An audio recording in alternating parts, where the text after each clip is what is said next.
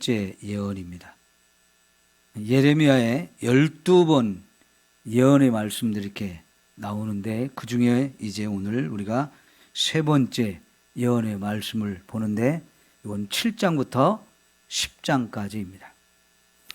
그런데 오늘 이 세 번째 예언은 특별히 성전 문에 서서 하나님이 예레미야에게 성전 문에 서서 거기를 들락날락 하는 사람들에게 이 예언의 말씀을 선포하라 하셨기 때문에 제목이 하나 붙는다면 성전 설교 이렇게 제목을 붙일 수 있습니다. 자, 그런데 이 말씀이 예레미야 26장에도 한번 또 기록이 됐어요. 두 번 똑같은 거의 비슷한 말씀을 두 곳에서 기록을 하고 있는데요. 예레미야 26장을 한번 찾아보겠습니다.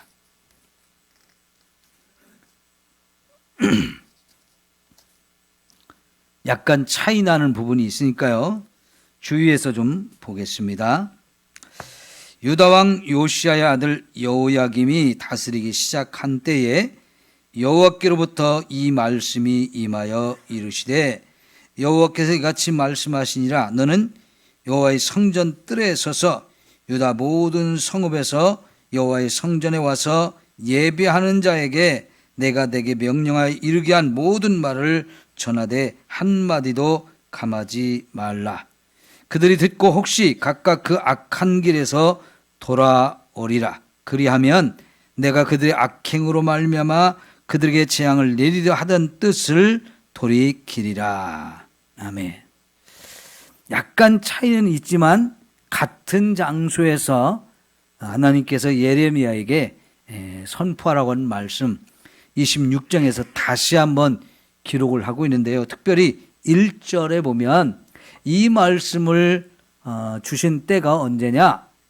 여호야김이라고 하는 사람이 유대의 왕이 되어서 다스릴 때에 그때 이 말씀을 주셨다고 하는 겁니다. 그러면 여러분 7장으로 다시 돌아오시고요. 여호야김 왕은 요시야 왕의 두 번째 아들입니다. 원래 요시야 왕이 종교개혁을 대대적으로 엄청나게 했잖아요. 근데 그가 죽으면서 아들 넷이 있었는데 넷째 아들을 왕으로 세워놨어요. 여호아하스라고 하는 왕입니다.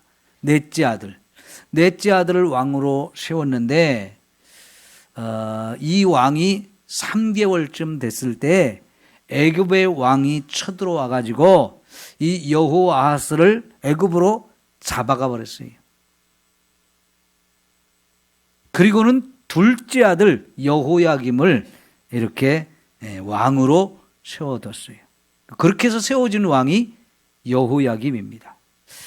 자, 이때 하나님이 선지자를 통해서 주신 말씀이 이제 7장부터 기록이 되는데 예레미야서에 이제 12개의 예언이 기록됐다고 그랬잖아요. 그것이 시간 순서로 기록된 건 아니고요. 시간과 상관없이 이렇게 주셨던 말씀들을 이렇게 배치를 해놨기 때문에 이 말씀을 언제 주셨는가 하는 걸 또 잘 살펴봐야 이 말씀을 제대로 이해할 수 있게 되어집니다. 요시야 왕이 대대적인 종교 개혁을 했어요. 정말 잘했어요. 그런데 요시야 왕이 죽을 때 어떻게 죽었느냐면 애굽의 왕이 저 북쪽에 있는 아수르하고 서로 동맹을 맺어가지고 바벨론하고 싸움을 벌이려고 했어요. 지금 아수르는 굉장히 큰 나라였다가 이 바벨론에 의해서 공격을 받아가지고 갑자기 힘이 확 약해졌어요. 그러니까 이 아수르가 애굽을 불러서 우리 한편 먹고 바벨론하고 싸우자 해가지고 바벨론과 싸우기 위해서 두 나라가 이제 연합을 했는데 애굽의 왕이 군대를 딱 애굽에서 끌고 나와가지고 아수르까지 가려면요 가나안 땅, 유대 땅을 통과해야 되는 거예요. 그렇잖아요. 그 중간에 가나안 유대 백성들이 살고 있으니까요. 그런데 이때 이 요시야 왕은 아수르는 빨리 망했으면 좋겠다 이런 생각을 가졌거든요. 근데 이 아수르가 힘은 약하지만 아직도 덩치는 있거든요. 그러니까 애굽의 왕과 힘을 모아가지고 바벨론을 치려고 이제 군대가 출동을 했는데 요시야가 애굽의 왕을 중간에 가로막은 거예요. 안 돼, 가지 마. 아수르가 망하게 냅둬. 그 바벨론이 이겨야 돼. 이렇게 생각을 하고 애굽의 왕을 막았어요. 그래 애굽의 왕이 야, 우리가 지금 아수르랑 한편이 돼가지고 바벨론이랑 싸우라고 가는 것은 사실은 하나님이 나한테 그렇게 명령을 하셔서 바벨론하고 싸우러 가는 거야. 그러니까 막아서지 마. 이렇게 했는데 요시야가 말을 안 들었어요. 요시야는 자기 생각으로 아수르가 망했으면 좋겠다는 걸 왜? 북쪽 이스라엘을 멸망시켰으니까요. 북쪽 이스라엘을 멸망시킨 아수르 망했으면 좋겠어요. 그런데 사실은 이게 요시야 왕이 자기의 생각이었던 거예요. 하나님의 생각은 이 애굽과 아수르가 결탁해가지고 바벨론과 싸우는데 사실은 그 싸움을 통해서 아수르가 바벨론이 이기게 돼요. 이게 하나님의 계획인데 이걸 이해 못하고 요시야가 가서 싸우다가 결국은 애굽의 왕한테 져가지고 그 전쟁터에서 큰 상처를 입어가지고 거기 죽고 말았어요. 그러니까 요시야 왕은 너무나 종교 계획을 잘한 멋진 왕이었는데 그 전쟁 때 함부로 갔다가 그냥 죽음을 갑자기 죽었어요. 그래서 이제 네 번째 아들을 왕으로 세웠는데 그 왕이 애굽의 왕이 보니까 별로 마음에 안 들어요. 그래서 발길을 돌려서 이 예루살렘으로 와가지고 공격을 하면서 이 여호아하스 왕을 딱 잡아갔어요. 그러니까 3개월 왕을 하고 이제 잡혀간 거예요. 그리고 그 대신 세운 게 여호야김 왕입니다. 여호야김 왕. 그러니까 이 요시야 왕의 4 아들이 있었는데 첫째 아들은 왕이 되지 못하고요. 둘째, 셋째, 넷째가 다 왕을 했는데 다 불행했어요. 잘못 나라를 다스리던 그런 왕들이 되었거든요. 지금 이 여호야김이 왕으로 통치하던 때 7번 7장에서 이제 그 말씀을 주시는데 이 말씀을 성전에 가서 성전 문에 서서 거기를 왔다 갔다 하는 사람, 여기 26장에 보면 성전 뜰에 서서 이 설교를 하라고 했거든요. 자, 그러면 내용을 좀 같이 살펴봅시다. 2절 보면 너는 여호와의 집 문에 서서 이 말을 선포하여 이르기를 여호와께 예배하러 이 문으로 들어가는 유다 사람들아 여호와의 말씀을 들으라. 뭐하러 오는 사람들한테요? 예배하러 오는 사람들한테 말씀을 전하라는 겁니다. 자, 여러분 우리도 지금 예배를 드리러 왔죠? 그러면 하나님이 오늘 예레미야를 통해서 나에게 이 말씀을 주신다 하면서 잘 들어보셔야 돼요.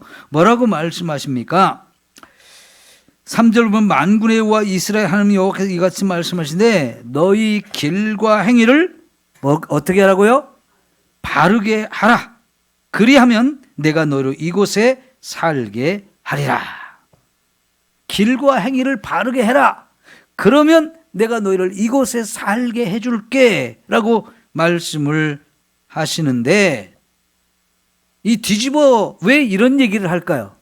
지금 길과 행위를 바르게 하라고 그러는데 바르게 했다는 겁니까? 바르지 않게 살고 있다는 얘기입니까? 바르게 살고 있으면 말씀 안 하지요. 바르게 살지 못하니까 바르게 살라고 말씀을 하시는 거예요. 그럼 생각해 보세요. 예배하러 왔는데 예배를 드리러 성전에 오는 이 사람들이 사실은 자기의 삶이 바르게 살지를 못하는 거예요. 그러니까 하나님이 이제부터라도 바르게 살아. 그러면 내가 너희들을 여기서 살게 해줄게. 바르게 살지 못하면 결국 어떻게 된 거예요? 여기 못 산다는 겁니다. 그러니까 여기서 살려면 너희가 바르게 살지 못하는 거 빨리 돌이켜서 바르게 살라고 말씀을 하시는 거예요. 여러분 어때요? 우리가 오늘 예배를 드리러 하나님 앞에 왔는데 우리의 삶을 돌아봤을 때 지금 우리가 바르게 살고 있는가 점검해 보자는 얘기입니다.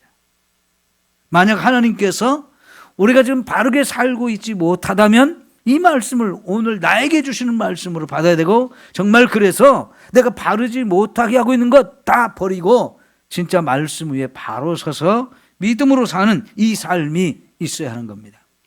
자, 여러분, 그래서 오늘 설교의 제목, 주보에 나오는 설교의 제목을 다시 한번 확인해 보세요. 제목이 뭐예요? 예배와 삶의 일치. 예배를 드리는 사람이라면 그의 삶도 예배를 드리는 사람답게 말씀대로 살아가야 하는 거죠. 이게 일치된 삶이 되어야 되는 거예요. 그런데 예배는 드리러 다니면서 내 삶이 말씀과 전혀 상관없이 잘못된 죄를 짓는 일을 계속하고 있다면 이거 완전히 위선하고 있는 거지요. 예배를 잘 드리는 믿음이 있는 사람처럼 보이지만 내 삶은 전혀 변화된 게 없이 그저 죄 짓는 일, 하나님 기뻐하지 않는 내 생각대로 살아가는 삶, 이것이 되어지면 그건 나도 속고 하나님도 속이는 거예요. 거짓말하는 거지. 근데 진짜 하나님께서 선지자를 성전으로 보내서 예배를 드리러 오는 사람한테 이 말씀을 하라는 것은 진짜 그 시대의 사람들이 예배는 열심히 잘 드리고 있어요. 그런데 그들의 삶은 너무나 엉터리인 거예요. 좀 이따 그 엉터리 내용을 우리가 살펴보겠습니다만은 이거요, 심각한 문제가 있다는 겁니다. 그래서 하나님이 그 다음에 말씀하신 게 뭐냐면, 너희는 이것이 여호와의 성전이라, 여호와의 성전이라, 여호와의 성전이라 하는 말을, 이거 거짓말이다. 그럼 이 여호와의 성전이라는 말이 거짓말하는 것은 지금 여호와의 성전이 성전이 아니라는 얘기죠. 분명히 여호와의 성전입니다. 그러니까 거기 와서 예배 드립니다. 이 세 번씩이나 똑같은 말을 하는 것은 강조하는 거예요. 유대인들은 말을 반복하면 그게 강조하는 거거든요. 세 번이나 했다는 얘기는요, 굉장히 강조하는 말인데, 하나님은 여기가 성전이 아니래요. 그럼 성전이 아니면 뭡니까? 11절 봐요.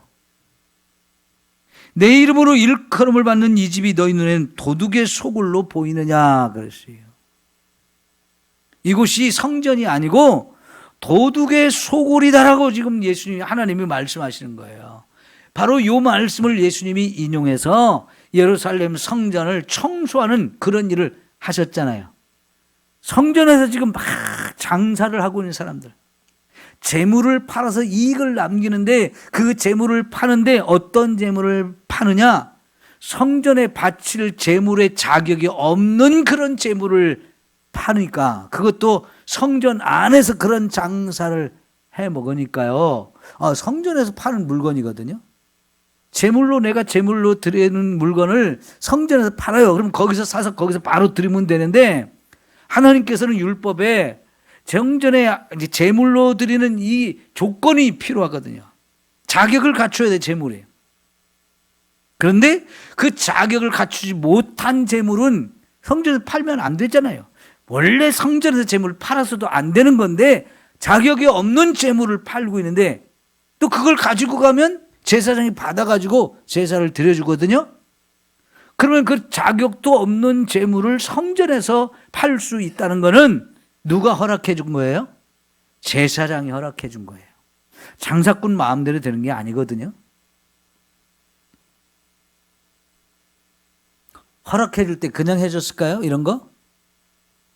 자격도 없는 그런 재물을 파는데 그걸 팔게 허락해 주고, 그걸 파는 걸 가져오면 재물로 바치는 이런 일을 제사장이 할 때는요, 그 장사꾼한테 뒷돈을 받기 때문에 그러는 거거든요. 작은 돈을 받는 게 아니에요. 많은 돈을 받는 거예요.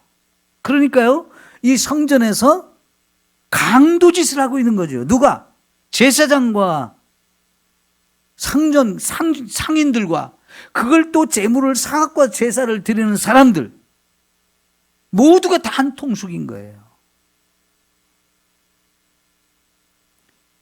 그러니까 이 성전이 여기 들락날락하면서 제사를 드리러 온 사람들이 다 한 통속으로 강도짓을 하고 있으니까 예수님이 내 집이 만민이 기도하는 집인데 너희는 강도 속을로 만들었다면서 다 쫓고 막 뒤집어 엎고 그러잖아요. 더 이상 여기서 장사하지 말라고. 재물을 다 밖으로 내보내고요. 지금 하나님이 예레미야 선지자를 통해서 똑같은 일을 하셨던 거고요. 예수님도 요 예레미야 선지자가 했던 일을 다시 하신 거예요. 왜요? 그때 예레미야 선지자를 통해서 하신 말씀이 하나도 문제 해결이 안 됐던 거예요. 그래서 나라가 망했잖아요. 그런데 오랜 시간이 지났을 때 예수님 때도 똑같은 성전에서 이런 더 회개망측한 짓을 하니까 예수님이 막 쫓아냈던 거예요. 그런데 그때뿐이었어요. 이들은 그 막대한 돈을 벌어야 되는데 예수님이 말씀한 대로 쫓아냈지만 금방 다시 들어와서 장사하고 또 금방 그거 다 받아주고 그렇게 됐거든요. 원상복구 됐거든요. 그러니까 예수님이 이 성전을 다 불타버리게 하는 그런 벌을 내리신 거죠. 여러분, 하나님의 성전이 강도의 소굴이 된다. 그런데 강도의 소굴이 됐는데도 그들 마음에는 언제나 이곳이 하나님의 성전이야, 이 생각을 하고 있단 말이죠. 그 성전에 가서 내가 예배 드리면 이제 하나님이 우리를 지켜주시고 보호하시고 축복하셔서 우리 여기서 망하지 않아, 안전해, 이런 생각을 하고 있는 거죠. 여러분, 하나님은 성전이 아니라고 그러는데 굳이 다들 성전이라고 막 강조하면서 나 여기 와서 예배 드리고 있으니까, 여러분 이제 10절 볼까요? 내 이름으로 일컬음을 받는 이 집에 들어와서 내 앞에 서서 말하기를, 뭐라고 말할까요? 우리가 구원을 얻었나이다. 아, 우리는 구원받았다. 이 집에서 예배를, 하나님의 집에서 예배를 드리고 있는데, 하나님이 여기 계시는데, 하나님의 이름이 있는 곳인데 우리 구원받았어. 그런다고 구원이 되겠느냐 하는 거죠. 이곳에서 너희가 영원히 살겠느냐 하는 거지요. 너희들 다 거짓말에 속지 말고, 너 엉터리 짓 하지 말고 좀 제발 좀 바른 길로 행하라, 바른 길로. 그래야 내가 이 집에 여기에 너희들 살게 해줄 거 아니냐, 지금 그 말씀을 하시는 거지요. 왜 이렇게 하나님을 믿는 사람들이 엉터리로 신앙생활을 하면서 아, 우리 엉터리가 아니고 제대로 하고 있다고 잘못된 생각을 할까요? 너도 나도 또 이곳은 성전이라고 왜 자꾸 이렇게 강조할까요? 우리 여기서 예배 드리고 있으니까 하나님 우리 예배 받아주시면서 우리 구원받았어, 구원해 주신다, 이런 얘기를 자꾸만 할까요? 이게 엉터리인 거죠, 엉터리. 자, 그래서 4절 보면 이곳이 성전이라고 하는 게 다 뭐라고 그랬죠? 거짓말이라는 거죠. 거짓말.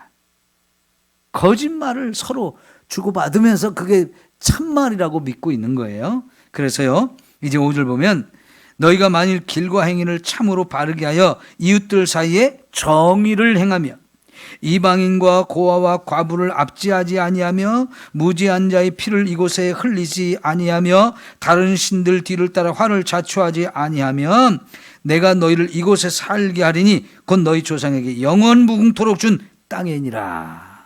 여러분, 아브라함 때부터 하나님께서는 아브라함과 그 후손이 여기서 영원히 살게 해주겠다라고 언약을 해주셨던 거예요. 그래서 이 땅에 들어와서 지금까지 사는 거잖아요. 하나님이 이 땅을 주셔가지고 살잖아요. 남이 살던 땅이에요.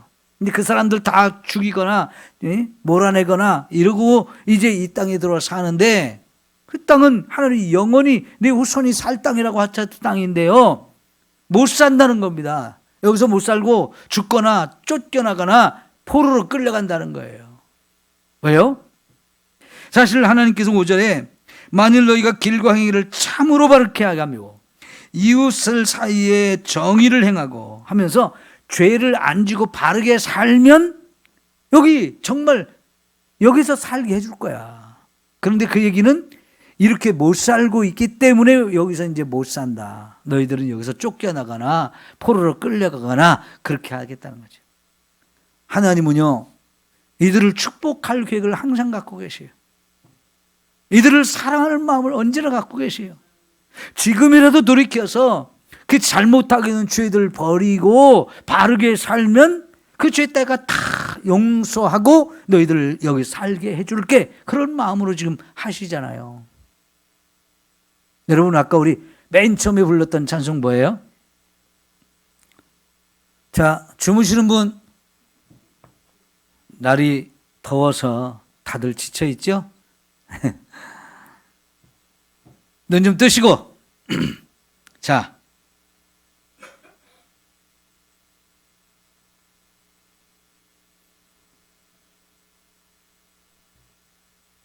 이곳에 지금 바르게 살지 못하기 때문에 여기 못 산다는 겁니다. 살 자격이 없어요. 여러분, 전에 이곳에 살던 사람을 하나님이 왜 죽이거나 쫓아냈을까요? 그들이 너무나 큰 죄로 이 땅을 더럽혔기 때문에 사실은 땅이 토해낸 거다. 하나님이 내쫓으신 거다 그랬어요. 그들을 내쫓고 그들을 몰아내고 그들을 죽이고 대신 와서 사는 이 사람들, 그러면 거기서 그들과 다르게 살아야 될 거 아니에요. 그죠? 그런데 이 하나님의 백성들이 여기서 사는 모습이 예전에 여기 살다 망한 그 사람들하고 좀 똑같이 살고 있어요. 이웃들에게 정의를 행하지 않습니다.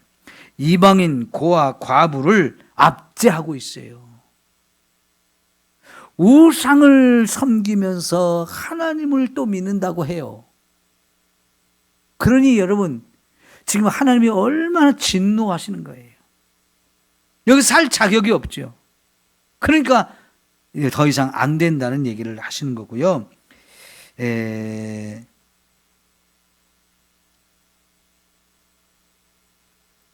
6절에 보면 화를 자초했다고 말하고, 7절에 보면 내가 너희를 이곳에 살게 하리니 곧 너희 조상의 영원 무궁토록 준 땅이다 그랬는데, 이 땅에 살면서 화를 자초하니까 결국은 이 땅이 토해내는 거죠.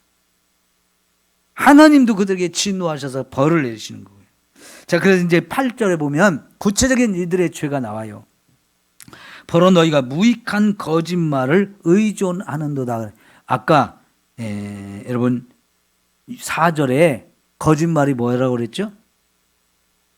하나님의 성전이라고 하는 것. 여기가 하나님의 성전이다 하는 것이 거짓말이었는데 그걸 의지하고 그걸 믿고 살고 있다는 거지요. 여러분, 저 분당에 512억을 들여서 큰 교회를 하나 쳤대요. 512억. 상상이 가요, 안 가요? 교회를 짓는데 512억이 들었대. 땅을 사고 지하도 깊이 파고 위로도 높이 올리고 하는데 512억이 들었대요. 그런데 그 건축을 하려니까 돈이 다 준비가 안 됐으니까 은행에서 대출을 많이 받았어요. 그 건축 공사가 다 끝났어요. 거기 와서 이제 그 건축을 한 교회가 들어와서 예배를 드리는데 이자 감당이 안 돼. 그래서 은행에서 경매로 넘겼어요. 네? 512억짜리를 경매로 넘겼어요. 근데 경매로 넘어가면 512억을 못 받죠. 한참 더 싼 가격에 내놓잖아요. 첫 번째 경매를 내는데 유찰됐어요. 두 번째, 세 번째 계속 밑으로 돈이 깎이는 거예요. 그래서 살 사람이 없어요. 왜? 워낙 크잖아요. 그렇게 큰 교회를 살 만한 교회들이 뭐 분당에는 큰 교회들 많아요. 그렇지만 자기들 큰 교회는 다 자기 건물이 있잖아요. 자기 건물이 있으니까 굳이 뭐 그렇게 큰 건물을 막 또 살려고 안 하잖아요. 그래서 살 사람이 없어요. 그래서 6번째인가 낙찰이 됐는데 이걸 누가 산지 아세요? 이단들이 사는 거예요. 이단들이.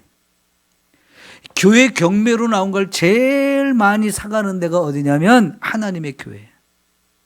전국적으로요, 큰 교회 건물이 경매로 나온 데가 꽤 많아요. 근데 그런 교회 큰 등치의 건물을 제일 많이 사는 데가 어디냐면 하나님의 교회예요. 하나님의 교회. 200 몇 억에 그걸 샀대요. 그럼 반값도 안 되는 거예요. 반값도. 진짜 헐값이죠.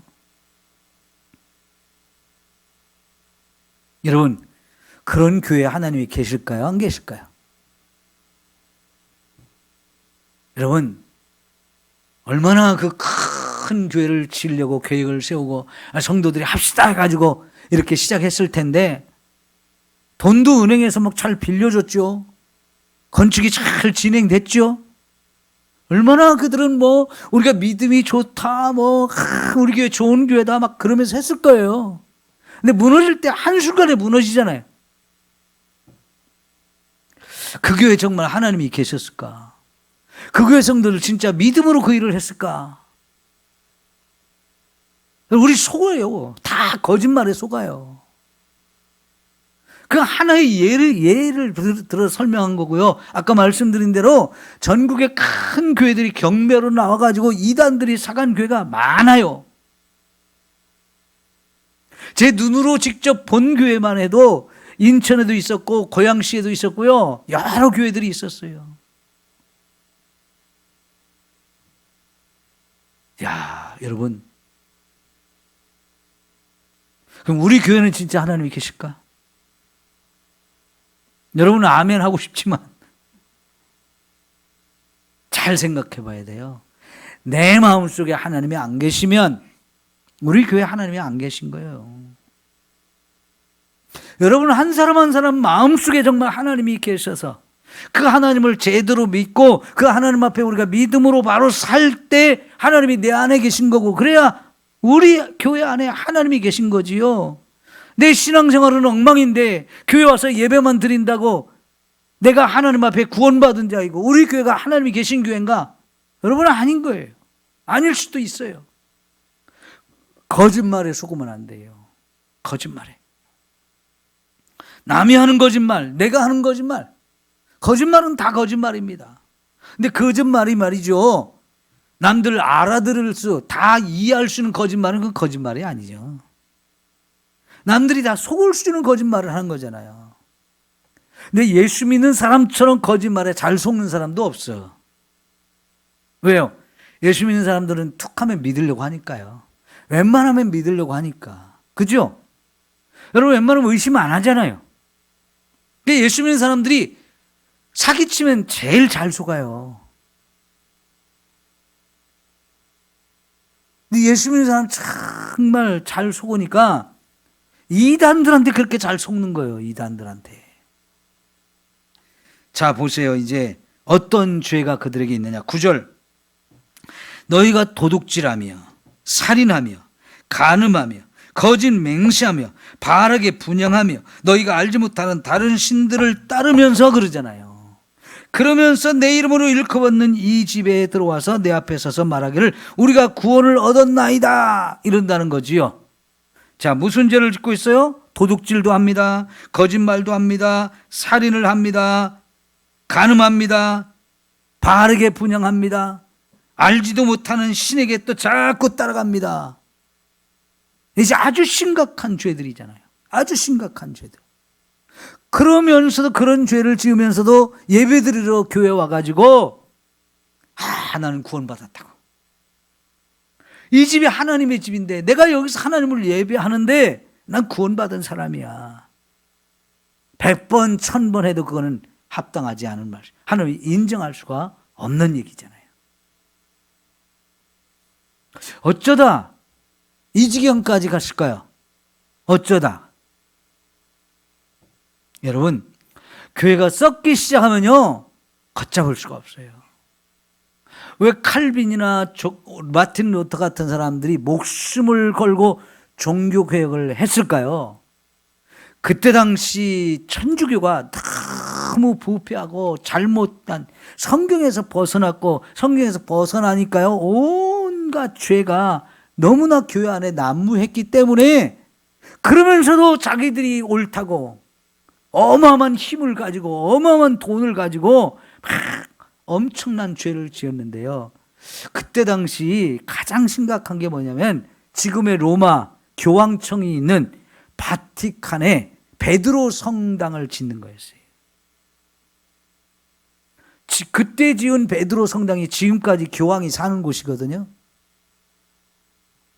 근데 그때요, 어마어마하게 건물을 지었어요. 근데 돈이 부족하니까요, 계속 전국, 유럽 전체를 다니면서 면죄부라는 걸 팔았잖아요. 면죄부가 뭡니까? 죄를 면해주는 딱지. 이 성전을 건축하는데 이 딱지를 사면 죄 다 용서받아. 뭔 죄까지 용서받느냐? 지옥에 가 있는 내 부모의 죄까지도 용서받고 그 부모가 지옥에 있다가 천국으로 뿅 간다. 살 거야, 안 살 거야? 내 부모가 지옥에 가 있으면 천국 가 보내주고 싶잖아요. 근데 지옥 갔는지 뭐 천국 갔는지를 모른단 말이에요. 일단 천주교에서는 모른다고 하니까. 혹시라도 천국 못 가고 지옥 갔으면 내가 돈을 이걸 사가지고 빨리 천국 보내줘야지. 자식들은 다 그런 마음이 있잖아요. 그러니까 이걸 사는 거예요. 그게 성경에 있는 얘기예요? 없는 얘기예요? 전혀 없는 얘기인데 그런 식으로 면죄부를 팔아가지고 돈을 가지고 긁어 모아서 지은 게 로마에 있는 베드로 성당이잖아요. 여러분, 유럽의 고아원이 왜 생긴 줄 아세요? 유럽의 고아원을 성당에서 만들었어요. 근데 왜 고아원이 필요했느냐? 신부가 수녀들을 자꾸 불러가지고 간음을 해가지고 이 수녀들이 아기를 낳는 거예요. 에? 그러면 신부하고 수녀하고 짝짝꿍 해가지고 아기 낳았다는 얘기 못 하잖아요. 다 결혼을 안 한 사람들인데. 그걸 감추기 위해서 누가 성당 앞에 고아를 버리고 갔다고. 그래서 그 아이를 길러야 된다고 하면서 고아원을 그래서 만들었어요. 처음에는 그 짓을 안 하고 아기를 낳으면 성당 화장실에 던져서 죽였어요. 어린아이를 성당 화장실에 던져서, 옛날에는 다 푸세식이었잖아요. 깊어요. 성당이 크니까. 많은 사람이 이용하니까 화장실이 작으면 안 되니까 그 속이 깊어요. 던지면 그냥 다 죽는 거예요. 100%. 나중에요, 그거 화장실 펐을 때 어린 아기 이 뼈다귀가 어마어마하게 나왔다는 거 아닙니까? 근데 그것도 하다가 양심에 찔리니까 그래서 고아원을 만들었어요. 이런 죄를 그렇게 많이 진 게 성당이잖아요. 그러니까 성경을 제대로 깨달은 사람들이 그냥 있겠느냐고요. 이거 잘못됐으니까 개혁해야 된다고. 근데 워낙 힘이 막강한 사람들인데 그 사람들에서 개인이 그냥 개혁하자고 어디서 까불어. 다 죽일 수 있는 거잖아요. 그러니까 막 도망다니면서 이걸 해가지고 결국은 종교개혁을 한 거잖아요. 그런데 여러분, 그 종교개혁을 한 지가 500년이 지났어요. 500년이 지난 지금 전 세계 교회는 지금까지 건강한가요? 건강하지 못한 교회가 너무나 많은 거예요. 건강하지 못한 교회가 지금 너무 많아졌어요. 왜? 종교개혁의 의지가 500년 지나는 동안에 다 망가졌어요. 다 잃어버렸어요. 교회 안에도 지금 너무나 많은 죄악들이 들어오고 있는데 결국은 성도들이 그런 거잖아요. 여러분, 우리가 신앙생활을 하지만 먹고 살기 위해서 일하는 현장에서 얼마나 많은 죄를 짓는 거예요. 거짓말도 하고 도둑질도 하고 심지어 목사들이 성도들을 성폭행도 하고 돈을 긁어 모으기 위해서 목사가 자기가 교회 헌금한 돈을, 성도들이 헌금한 돈 내 걸로 만들기 위해서 좀 괜찮은 성도들을 자꾸 괴롭혀서 떠나가게 만들고, 이런 일들이 얼마나 많아요. 여러분, 우리가요, 이 하나님 말씀을 그냥 읽고 넘어가면 안 되는 거예요. 우리들 자신이 정말 하나님 앞에 부끄러운 죄를 고백하면서 바로 서지 않으면 구원받지 못하는 거지요. 하나님의 무서운 심판을 받을 수밖에 없는 거지요. 그래서 이제 12절부터 15절까지는 실로라고 하는 곳을 예를 들어서 설명해요. 이 실로는 여호수아가 가나안 땅에 들어가서 정복을 한 다음에 성막을 세웠던 곳이 실로예요. 하나님의 성막이 세워져서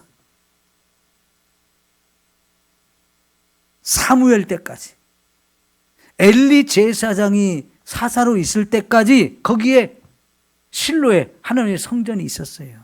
그런데 여러분, 엘리 제사장 때 무슨 일이 일어났습니까? 이 하나님의 법궤를 불레사 사람들한테 뺏기잖아요. 그때부터 이 실로에 있는 성전은 성전의 역할을 못해요. 제대로 된 제사장도 없고요.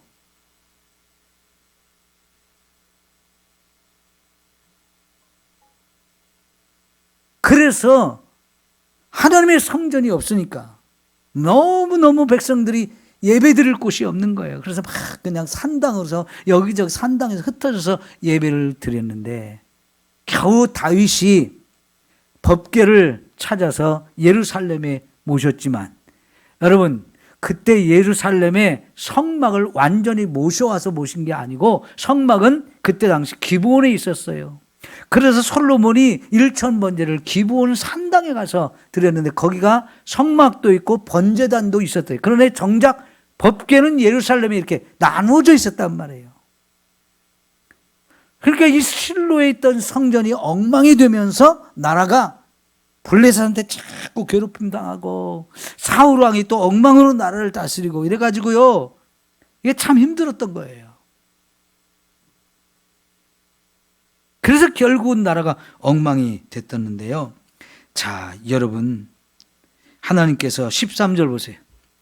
여호와의 말씀이라 이제 너희가 그 모든 일을 행하였으며 내가 너희에게 말하다 새벽부터 부지런히 말하여도 듣지 아니하였고 너희를 불러도 대답하지 아니하였느니라. 여러분, 하나님은 새벽부터 선지자를 보내서 제발 좀 바르게 살라고 막 성전에서 외치고 예루살렘 성 안을 돌아다니면서 외치고 막 얼마나 열심히 부르짖어 부지런하게 했는데도 듣지를 않았다는 거예요. 다 거부했다는 겁니다. 그래서 15절에 내가 너희 형제 곧 에브라임 온 자손을 쫓아낸 것 같이 내 앞에서 너희를 쫓아내리라. 그것이 에브라임이라는 말은요, 북쪽 10지파를 말하는 거예요. 북쪽 10지파의 대표가 에브라임이었거든요. 에브라임이 망했다, 쫓아냈다는 얘기는 북쪽 10지파를 다 쫓아냈더니 북쪽 나라가 아수르에 망했잖아요. 그것처럼 이제 남쪽 유다도 똑같은 죄를 범하고 있으니까 이제 쫓겨난다. 내가 너를 쫓아낸다. 이 말씀을 하셔요. 자, 오늘 결론을 내리죠. 예배를 잘 드린다고 그게 진짜 믿음은 아니에요. 외식하는 자가 되면 이거는 아닌 거죠. 예배를 드리는 만큼 우리의 삶이 거기 합당한 삶을 살아야 진짜 예배하는 자이고, 그들이 모여서 예배드리는 집이 진짜 하나님의 집이 되는 거예요. 내가 하나님 앞에 예배를 드리지만 내 삶은 거기에 합당하지 않다면 나부터 내 마음속에 하나님을 모시고 사는 사람이 아닌 거예요. 내가 가서 예배드리는 이 성전도 하나님이 안 계신 곳이 돼요. 하나님의 성전이 아니에요. 내가 그런 사람이 되면 안 돼요. 나부터 마음속에 진짜 하나님 모시고 예배하는 자로서, 구원받은 자로서 거기에 합당하게 말씀을 따라 살면서 예배를 드려, 그게 참 예배자이고 그게 진짜 하나님이 인정할 수 있고 진짜 구원받은 사람이라고 할 수 있는 거지. 예배는 잘 드리는데 겉모양은 그럴듯한데 진짜 생활을 보면 아니다. 그건 진짜 아닌 거예요. 스스로 속는 거예요. 또 이 당시의 문제는 뭐냐면 하나님도 섬기고 바알도 섬기고 또 다른 많은 신도 함께 섬기는 거예요. 종교가 혼합이 됐고 짬뽕이 됐어요. 이것처럼 부끄럽고 더럽고 추악한 게 없습니다. 여러분, 불교도 인정하고 교회도 인정하고 천주교도 인정하고 막 이슬람도 인정하고 마음이 굉장히 넓은 것 같잖아요. 활짝 열린 사람 같잖아요. 세상은 그런 사람들이 멋있는 사람이라고 그러게. 그런 거 다 잘못됐고 오직 하나님만 믿어야 된다 그러면 아주 꼴통이라고. 꼴통이라고 그래요. 앞뒤가 꽉 막힌 사람이라고. 말이 안 통하는 사람이라고. 고집쟁이라고 막 그럽니다. 하나님이 그렇게 말씀하시는데요. 하나님 외에 세상에 그 어떤 신이 있느냐고 하나님이 그렇게 수도 없이 말씀하시잖아요.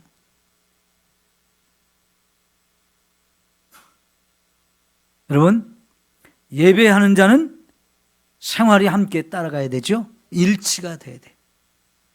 여러분, 구원은 뭘로 받아요? 믿음으로 받아요. 그죠? 믿음으로 받아요. 그러니까 행위로 구원받는다는 것과 반대예요. 잘못된 구원관을 가진 사람은 율법을 잘 지켜서 내 행위로 구원받는다고 얘기해요. 그런데 성경은 그게 틀렸다고 하죠. 구원은 믿음으로 받는 거예요. 그런데 야고보서에 보면 행함이 없는 믿음은 죽은 믿음이라고 그러잖아요. 우리가 예수님을 믿음으로 구원받았어요. 그러면 그 믿음을 가지고 구원받은 사람은 생활도 함께 따라와서 행함이 함께 있는 믿음, 그 믿음이 진짜 믿음이에요. 그 행함이 없는 믿음은 죽었다. 그건 가짜 믿음이다. 그거는 믿음이 아니다. 그건 구원받을 수 없다는 얘기예요.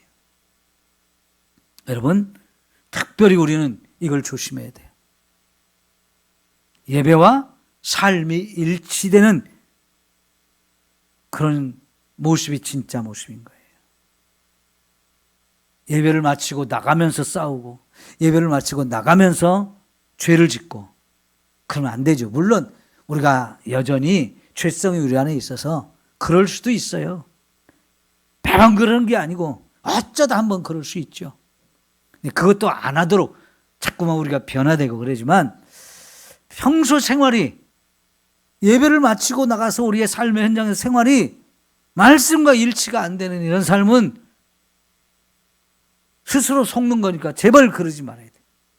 하나님의 이름을 욕먹이는 거니까 제발 그러지 말아야 돼. 그죠? 기도합시다. 하나님 아버지,